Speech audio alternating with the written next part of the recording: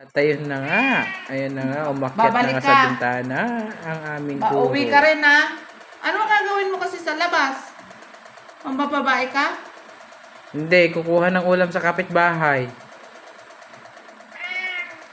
Ha? Oh.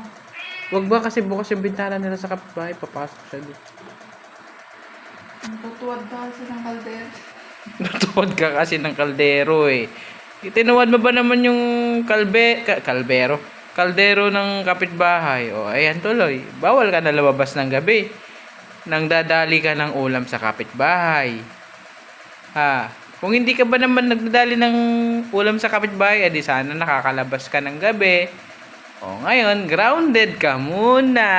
Dahil nangunguha ng ulam. Tirador ka ng ulam, bebe.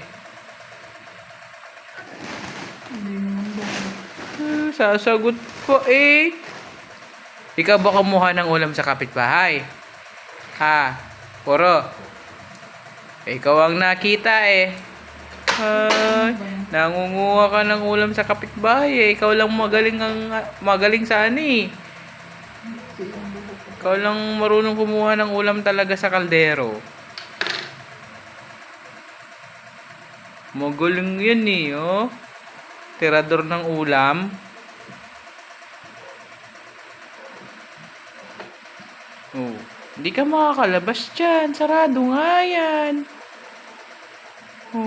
Oh, mahuhulog ka pa. Ano? Baba na. Oh, ano? Dito ka naman.